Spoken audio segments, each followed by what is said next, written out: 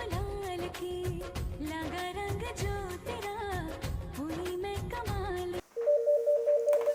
여보세요? 네, 반갑습니다. 네. 어디 저기 인도에 계신다고요? 아이고, 인도 하면 우리가 좀 위험한 곳으로 많이 나오던데 어떻게 그런 건 괜찮으세요?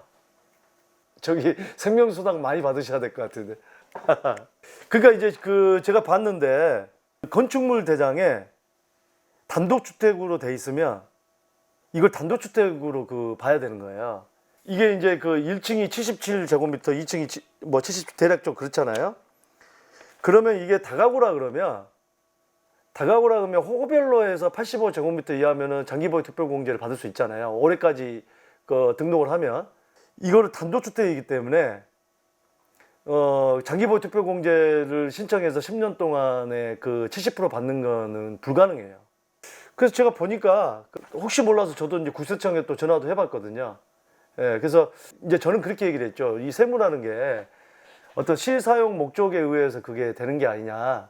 상가로 뭐 이제 신고를 했는데 사람이 사는 걸로 됐다 그러면은 이제 그런 거는 이제 실사용 목적으로 어떻게 증빙만 되면 할 수는 있는 건데, 근데 이거는 건축물 대장에 단독주택으로 돼 있는 뭐 그런 부분이기 때문에 우리 장기보유 특별공제 거기는 해당이 되지 않아요. 그러니까 전체가 85제곱미터 이하여야지 장기보유 특별공제 특례를 받을 수 있는 거죠. 70%까지. 요거는 제가 나중에 확인을 해서 다음 주 초중에 바로 확인해서 바로 이거는 제가 한번 말씀을 드릴게요. 다가구로 전환하는 거는 뭐 이제 구청에 가서 이건 한번 저도 확인을 해봐야겠는데 아마 다가구로 전환하는 거는 가능할 수도 있을 것 같은데. 예. 건축 설계사에서 그거를 호별로 이렇게 정리를 좀 해주는 그런 경우는 있거든요. 뭐 저도 한번 확인을 해볼게요. 구청에다가. 분당에 있는 거는 85제곱미터 이하잖아요. 그러니까 4층인데 시청장님이 지금 2층인가 저기 선생님이 2층인가 사신다면서 한 호수를 사시는 거잖아요. 그러니까 공동주택으로.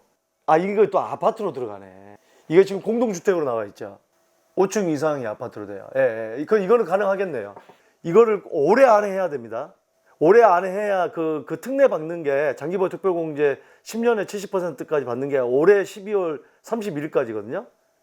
그러니까 올해 신고를 꼭 하셔야지 이거를 70%까지 벌 수가 있는 거고. 근데 다만 그건 알고 계셔야 될 거예요. 다가구로 되는지는 제가 알아볼 거고, 그 다음에 단독 상태에서 만약에 이게 주택임대사업자를 한다 그러면 뭐 종부세 합산이 안 되는 거기 때문에 이거는 하나 내는 거는 어차피 종부세가 지금 공시 가격이 9억이 안 넘지잖아요. 그러니까 한 채이기 때문에 어차피 이거 서형권을 해버리면 한 채잖아요. 한 채이기 때문에 종부세는 어차피 안 나오거든요. 이거는 1주택이기 때문에 양도세도 이거는 가지고 있으면 9억 이하는 이미 비과세가 됐고 9억 이상은 이제는 내년부터 실제로 거주를 해야 나머지 40%에 대해서 장기보유 특별공제 받을 수가 있거든요. 그래서 그런 부분이 있는데 만약에 주택임대사업자를 한다 그러면은 이거는 뭐 10년에 20%까지는 받을 수는 있어요. 일반 15년까지 30%까지는 받을 수는 있어요. 이거를 그러면은 15년에서 30% 받을 것이냐, 그냥 놔둬서 팔게 되면은 뭐 9억 이상에 대한 부분만 장기보유 특별공제를 못 받고 그냥 일반 과세를 받고 팔 것이냐, 이제 그 차이거든요. 자, 그걸 아셔야 돼요. 2019년 12, 16 대책에 나온 게 그 이후에 등록하는 거는, 취득은 그 전에 오래전에 했지만 등록하게 되면은 등록이 끝나고 2년은 실거주를 해야 돼요. 예. 2년 실거주를 해야 그런 일반 과세라든지 이런 혜택을 볼 수가 있거든요. 그게 작년에 12, 16 대책에서 새로 바뀐 게 그거예요. 그거를 건설임대주택으로 그때 다서 재건축을 해도 종합부동산, 이게 이제 건설임대주택이라고 그러거든요. 새로 지어서. 단 중요한 건 뭐냐면 보존등기 나기 전에 해야 돼요. 자, 그 시점이 굉장히 중요해요. 그 이후에 해버리면은 이게 건설임대주택이 안 돼서 2018년 9.13 대책 그 기점으로 돼서 취득을 그 이후에 한 걸로 돼버리기 때문에 건설임대주택은 새로 짓는 거는 종부세 합산 배제라든지 양도세 중과라든지 그 혜택을 받을 수가 있거든요. 지금도. 건설임대, 그거는 본전 등기 나기 전에 주택임대사업자를 내야 된다. 그게 키포인트예요.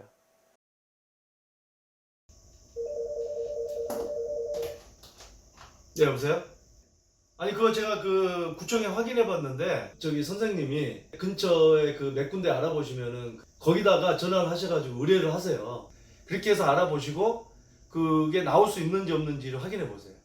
왜냐하면 85제곱미터를 초과하면 안 되니까. 그러니까 77, 77 이렇게 나누면 호별을 한 대 정도가 필요하겠다고 구청 담당자가 얘기를 했거든요. 그 일단 저도 궁금하니까 그 건축 설계사랑 통화해 보시고 결과 좀 알려주세요. 네. 네, 수고하시고요. 네, 네.